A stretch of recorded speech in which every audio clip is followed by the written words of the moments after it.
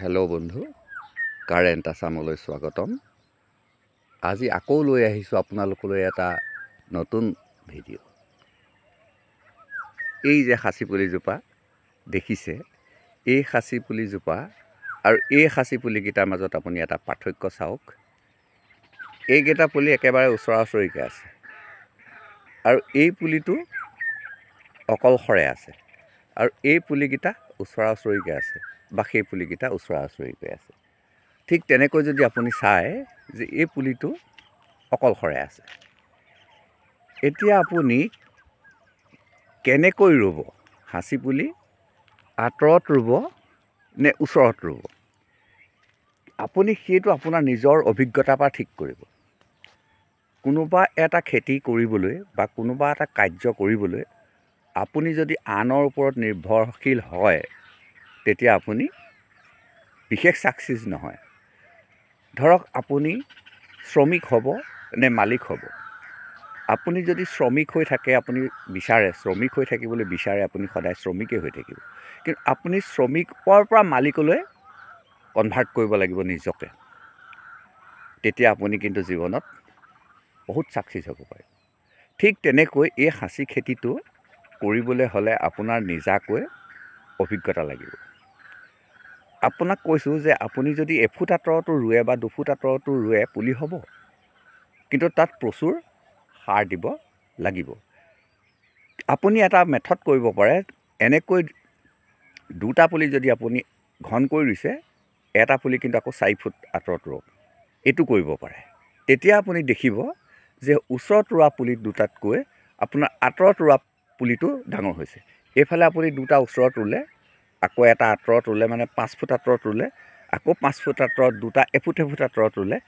এনেকৈ আপুনি এটা অভিজ্ঞতা সংগ্ৰহ কৰক। কাৰণ যিহেতু আমি কামটো ছাইডত কৰি আছোঁ।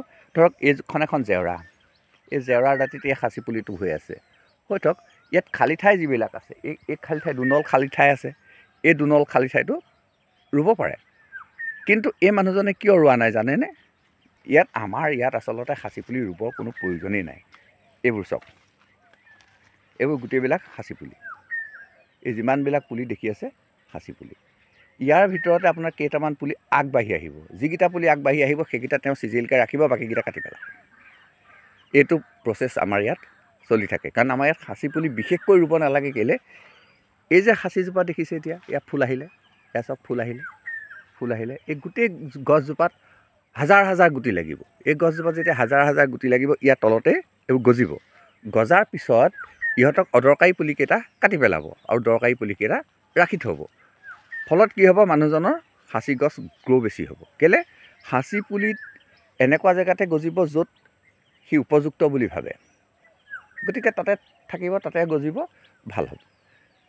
হেল্ল' বন্ধু, এতিয়া আজি আপোনাক এইটো কথাই কৈ আছোঁ যে সাঁচি খেতি কৰিবলৈ হ'লে আপোনাৰ নিজাকৈ অভিজ্ঞতা লাগিব। আপুনি প্ৰথমতে সাঁচি পুলিখিনি ৰুই লওক। তাতোতকৈ আগতে আপুনি এই সাঁচি গছৰ ফুল আহিলেই আহাৰ মাহতে আপুনি সংগ্ৰহ কৰিব পাৰিব। কিন্তু এতিয়াই আপোনাৰ সময় হৈ গ'ল পলিথিন কৰা। আপুনি 10-20টা পলিথিন, বেছি নহয়, 10-20টা পলিথিন আপুনি মাটি ভৰাই পৰিপূৰ্ণ কৰি ৰাখক। আৰু সেই বেগকেইটাৰ ওপৰত আপুনি পলিথিনকেইটাৰ ওপৰত দুনমূৰীয়াকৈ ভৰক। বৰষুণ পোৱাৰ লগে লগে সি সমান হৈ যাব আৰু টাইট হ'ব।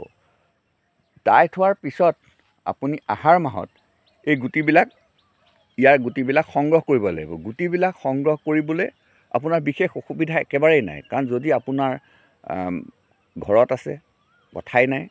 যদি আপোনাৰ গাঁৱত আছে, কোনো অসুবিধাই নাই। যদি ভাল সাঁচি সঁচ নাই, আপুনি ভাল সাঁচি থকা জেগালৈ গুচি আহক। এদিন মটৰচাইকেলখনত তেল 2 লিটাৰ ভৰাই পেলাই আপুনি 40 কিলোমিটাৰ আঁতৰলৈ গুচি আহক। য'ত মাল আছে আপুনি নিজে অন্বেষণ কৰক, ক'ত মাল আছে।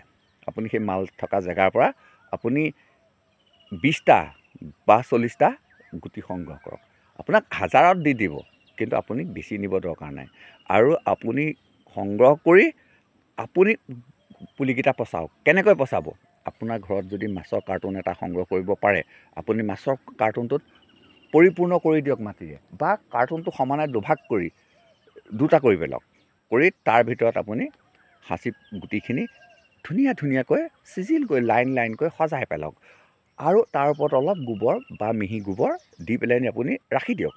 দেখক এসপ্তাহৰ পিছত আপোনাৰ গুটিখিনি অংকুৰিত হৈছে আৰু আপুনি এমাহৰ ভিতৰত সেই পুলিখিনি সেই পলিথিন কেইটা যিকেইটা আপুনি 20টা বা 50টা আপুনি বা 10টা আপুনি পলিথিন কৰি লৈছিল নহয়, সেই পলিথিনকেইটাত মাৰি এডালে খোজ মাৰি এটা এটাকৈ পুলিকেইটা ভৰাই দিয়ক।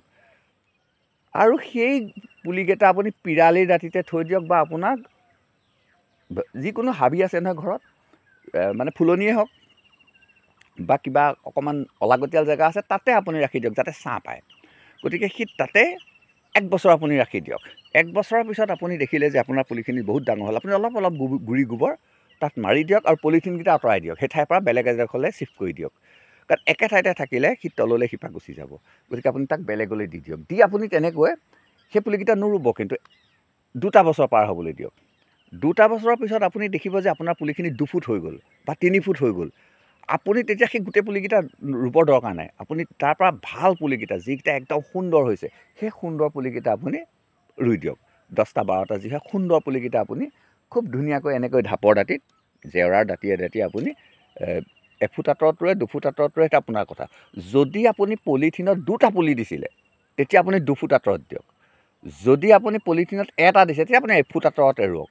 ৰুই তাত আপুনি পচন সাৰ দি দিয়ক। আৰু কি কৰিব, আপুনি আপোনাৰ ঘৰত যদি গৰু আছে, আপুনি গৰুৰ মুতটো সংগ্ৰহ কৰক।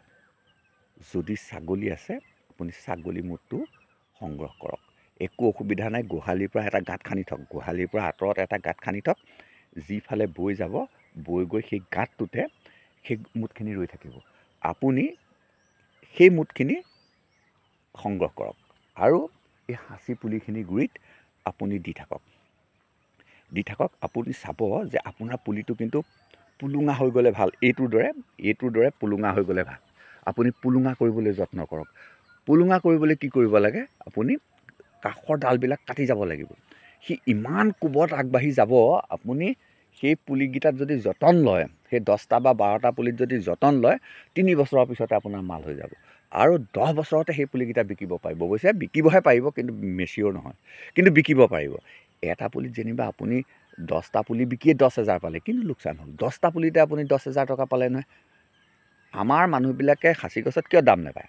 এই পুলিবিলাক দেখুৱালেই, এই যে পুলিবিলাক, এই পুলিবিলাক দেখুৱালেই। এই পুলিটোত প্ৰথমতে ইয়াৰ মাল ধৰিছেহে, বা এই পুলিটোত মাল ধৰা 2 বছৰ হৈছে, কিন্তু এই পুলিটো বিকি দিব। কেলৈ বিকি দিব? মানে পইচা লাগে আৰু বহুত পইচা পাম, ৰৈ থকা মানে আমাৰ ধৈৰ্যটো নাই। ধৰক LIC এটা কৰিছোঁ, 20 বছৰলৈ মই পইচা দি থাকিব লাগিব, সেইটো মানুহজনে নিবিচাৰে। মানুহজনে এইটো বিচাৰে যে মই পইচা 50,000 থ'ম, অহা বছৰ মোৰ 1 লাখ হ'ব লাগিব। মানে 2 বছৰৰ ভিতৰত বা 1 বছৰৰ ভিতৰত 1 লাখ হ'ব লাগিব, এইটো বিচাৰে। সেইকাৰণে সঞ্চয় নকৰে। সেই সঞ্চয় নকৰা মানুহখিনিয়ে এই কামটো কৰক। এই কামটো কৰিলে বেলেগে পইচা সঞ্চয় কৰিব কোনো দৰকাৰেই নাই। 10টা পুলি ৰুই থ'লে আপোনাৰ আৰু সঞ্চয় কৰিবলৈ দৰকাৰ নাই। কিন্তু সেই পুলিকেইটা আপুনি ডাঙৰ কৰিব লাগিব, ধৈৰ্য ধৰিব লাগিব, 15 বছৰ 20 বছৰ ৰ'ব লাগিব। এই পুলিকেইটা চাওকচোন, 5 বছৰ, মাত্ৰ 5 বছৰমান হৈছে, একেবাৰে দিন নাই হোৱা, 5 বছৰমান হৈছে। 5 বছৰত এইটো পুলি চাওকচোন 10,000 টকীয়া হৈ গ'ল। 10,000 টকাৰ তলত এইটো পুলি নিব নোৱাৰে। 10,000 আপুনি চাওকচোন, ইয়াৰ গ্ৰ'থ চাওক, গুৰিটো চাওক। মই আপোনাক অকণমান জুম কৰি দেখুৱাই দিছোঁ। ইয়াৰ গুৰিটো চাওক কিমান মজবুত হৈ আহিছে। আপুনিও এনেকুৱা মজবুত কৰিবলৈ যত্ন কৰক। আপুনি যেতিয়া ইয়াক সাৰ জাবৰ দিব, তেতিয়া ই এনেকুৱা মজবুত হৈ যাব। এনেকুৱা গুৰিৰ পৰা মজবুত হৈ যোৱা পুলি, এইটোহঁত পুলি লাখটকীয়া হ'বই। কিন্তু এইটো পুলি লাখটকীয়া নহয়। এই পুলিটো যে দেখি আছে, এই ফেৰেঙনিযুক্ত এই পুলিটো কিন্তু লাখটকীয়া নহয়। নোহোৱাৰ এটাই মূল কথা হ'ল, ইয়াৰ গুৰিতে 2টা ফেৰেঙনি হৈ গ'ল। ইয়াত ফেৰেঙনি 1টা হ'ব লাগিছিলে। 2টা হোৱাৰ কাৰণে এই তলত যিকণ দেখি আছে আপুনি, এই তলত যে দেখি আছে 1.5 ফুট, এই 1.5 ফুট কিন্তু ভাল শকত হ'ব। ওপৰকণ কিন্তু শকত হ'বলৈ দেৰি লাগিব, বহুত দেৰি লাগিব। তাতকৈ আপোনাক এটা মই দেখুৱাই আছোঁ। সৈ পুলিটো যে দেখি আছে, এই আঁতৰত এটা পুলি দেখিছেনে? এইটো ইয়াত যে কিমান পোখা আহিলে, কমেও 30টা পোখা আহিছে। এডাল গছত 30টা পোখা আহিছে। সেইজনে আকৌ লাভ পাব, কাৰণ প্ৰত্যেকটোতে যদি 2,000কৈ পায়, 30টাত 60,000 পাব। সেইটো কেলৈ হ'ল জানেনে? সেইটো এটা মুঢ়া পুলি। গছডাল বিকিলে, বিকাৰ পিছত তাত মানে তেওঁ বিশেষ কৌশল জানে দেই, ল'ৰাজনে বৰ কৌশলী ল'ৰা। তেওঁ কিন্তু এনেকুৱা বহুত মূঢ়া আছে, তেওঁ মূঢ়াটো মৰিবলৈ নিদিয়ে। যেতিয়া তেওঁ সাঁচি গছ বিকে তেতিয়া তেওঁক একেবাৰে গুৰিত কাটিবলৈ নিদিয়ে। তেওঁ কৈ দিব যে মই গছজোপাত আপোনালোকক বিকিম, কিন্তু আপোনালোকে এফুট আঁতৰত মানে বা 6 ইঞ্চি ওপৰত কাটিব লাগিব। এইটো সন্মত কৰায় যে 6 ইঞ্চি ওপৰত যদি আপুনি কৰতে কাটি নিয়ে তেতিয়াহ'লে মই আপোনাক দিম, আপুনি দা লৈ ঘপিয়াই দিলে মই পুলিটো নিবিকোঁ। সেইধৰণে বেপাৰীজনক সন্মত কৰি তেওঁ এফুট বা 6 ইঞ্চি মাটিৰ ওপৰত ৰাখি দিয়ে। ৰাখি দিলে কি হয়, তাৰ পৰা সাংঘাতিক ধৰণৰ পোখা গুচি আহে আৰু তেওঁ পোখাবিলাক ৰাখি দিয়ে। ৰাখি দিলে কি হয়, এটা পুলি গ্ৰ' হ'বলৈ যদি আপোনাৰ 5 বছৰ বা 6 বছৰ লাগে, কিন্তু সেই পুলিকেইটা একে বছৰতে আপোনাৰ বহুত ডাঙৰ হৈ যায়, একে বছৰতে ডাঙৰ হৈ যায়। কাৰণ কেলৈ, তাৰ শিপাবিলাক বহুত দূৰলৈকে বিয়পি আছে। হেল্ল' বন্ধু, বৰ বেছি দীঘলীয়া নকৰোঁ। কথাখিনিত হয়তো আপোনালোকে ৰস নেপাবও পাৰে, কাৰণ কিছুমান কথা ৰসাল নহয়, মানে মনোৰঞ্জনৰ কাৰণে নহয়। সেইকাৰণে কিছুমান কথা ভালো নালাগে সকলোৰে। ধৰক মই যদি আপোনাক কওঁ যে আপুনি কুকুৰাখন কৰি পানী খাওক, তেতিয়া আপুনি ভাবিব যে এইটো কি কুকুৰাখন কৰি পানী খাবলৈ কৈছে, এইটোতো অদৰকাৰী কথা কৈছে বা বুজি পোৱা নাই। এইটো আপোনাক মই বুজাই দিলোঁ যে আপোনাৰ যদি পেটত মানে কিছুমান আৱৰ্জনা আছে, শৌচ ভাল নহয়, আপুনি লেট্ৰিনত বহি আছে, 10 মিনিট বহি আছে, 15 মিনিট বহি আছে, নাই আপোনাৰ শৌচ খোলোচা হোৱা নাই, নহ'বইতো। আপুনি পানী খোৱা কৌশলটোৱে নাজানে, আপুনি পানী লাগে ঘট ঘটকৈ পানী খাই দিলে, থিয় থিয় পানী খাই দিলে, চকীখনতে বহি পানী খাই দিলে, নহ'ব। আপুনি পানী খাবলৈ হ'লে কুকুৰ যেনেকৈ বহে বা আপুনি লেট্ৰিন কৰিবলৈ যেনেকৈ বহে, আপুনি তেনেকৈ বহি লওক। বহি লৈ আপুনি এগিলাচ গৰম পানী খাওক। 5 মিনিটৰ ভিতৰতে আপোনাৰ ইমানেই লেট্ৰিন লাগিব, আপুনি লেট্ৰিনত বহাৰ লগে লগে ফাচকৈ গুচি যাব আৰু আপোনাৰ এইটো নাহে, লেট্ৰিন কৰোঁ ভাগটো আপোনাৰ নাইকিয়া হৈ যাব। আৰু ক'ৰবালৈ আপুনি পিন্ধি উৰি যাবলৈ ওলাইছে, আপোনাৰ লেট্ৰিন যাব হ'ল। এইটো এটা বদ অভ্যাস মানুহৰ। যদি আপুনি এই কুকুৰাখন কৰি যদি পানী খায়, তেতিয়াহ'লে আপোনাৰ এই পেটৰ যিখিনি অসুবিধা, এই অসুবিধাখিনি আপোনাৰ নিচেইকৈ নাথাকে। সেই পানীখিনিতে আপুনি দুখিলা পাত, সাঁচি পাত টুকুৰা কৰি দি দিয়ক। কেনেকুৱা সাঁচি পাত, আপুনি 10 দিনমানৰ আগতে কাটি পেলাই নি ক'ৰবাত খোচ মাৰি থৈ দিয়ক, ভিতৰত ছাঁত শুকোৱা। তাৰপিছত আপুনি চাব আপুনি কেনেকৈ উপকৃত হৈছে। হেল্ল' বন্ধু, বহুত দীঘলীয়া হৈ গৈছে। আজিৰ ভিডিঅ'টো ইমানতে মই সমাপ্ত কৰিছোঁ। সকলোকে নৱবৰ্ষৰ শুভেচ্ছা জনাইছোঁ। আগলৈকে মই এনেকৈ আপোনালোকক ভিডিঅ'বিলাক দি যাম, আপোনালোকে চাই যাব, লাইক কৰিব, কমেণ্ট কৰিব, কিবা যদি মোৰ ভুল ভ্ৰান্তি হৈছে সেইখিনি শুধৰাই দিব আৰু অদৰকাৰী বুলি ভবাখিনি মাইনাছ কৰি দিব। আজিলৈ আহোঁ, ধন্যবাদ।